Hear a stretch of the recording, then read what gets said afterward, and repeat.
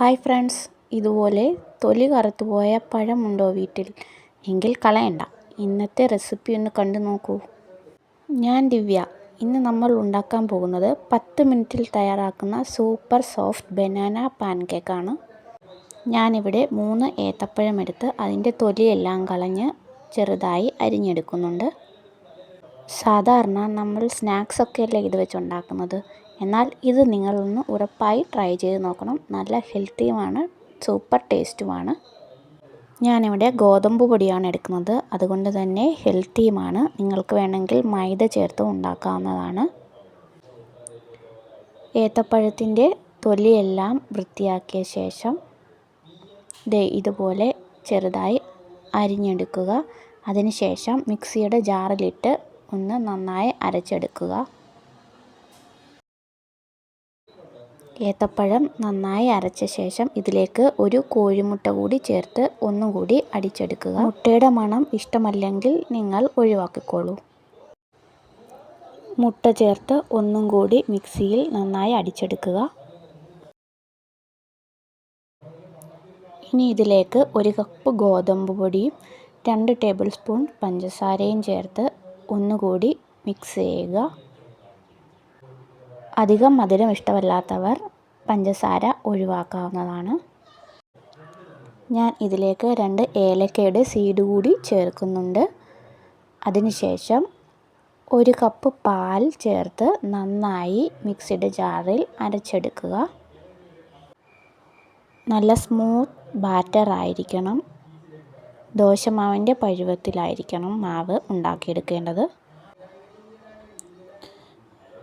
മിക്സിയിൽ അടിച്ച ശേഷം ബാറ്റർ ഒന്നുകൂടി സ്മൂത്ത് ആക്കാൻ വേണ്ടി അല്പം പാൽ കൂടി ചേർത്ത് മിക്സ് ചെയ്യാവുന്നതാണ്.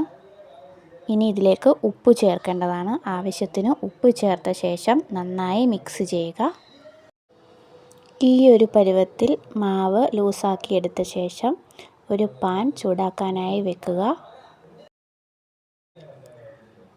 പാൻ നന്നായി ചൂടായ ശേഷം ഒരു തവി ബാറ്റർ തവയിലേക്ക് ഒഴിച്ച് നല്ല ഹൈ ഫ്ലെയിമിലിട്ട് വേവിക്കുക. ഇതിൽ നിന്നും ചെറിയ ബബിൾസ് വരാൻ തുടങ്ങും.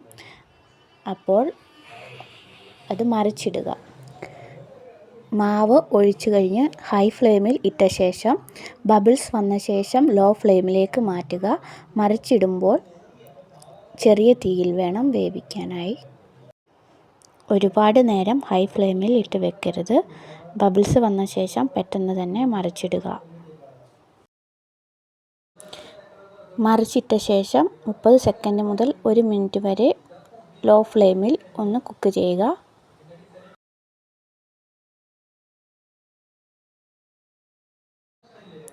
ഇതുപോലെ അടിഭാഗം നല്ല റെഡ് കളറിലും മുകൾ ഭാഗം നന്നായി വെന്തും നമുക്ക് കിട്ടുന്നതാണ്.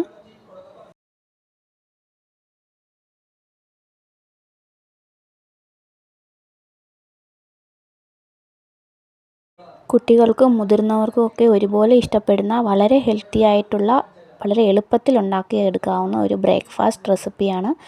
നിങ്ങൾ ഉറപ്പായും ട്രൈ ചെയ്ത് നോക്കിയിട്ട് ഫീഡ്ബാക്ക് അറിയിക്കണം. ഈ റെസിപ്പി ഇഷ്ടമായെങ്കിൽ എൻ്റെ ചാനൽ സബ്സ്ക്രൈബ് ചെയ്യുക. തൊട്ടടുത്തുള്ള ബെല്ലൈക്കൺ കൂടി ഒന്ന് പ്രസ് ചെയ്യാൻ മറക്കല്ലേ.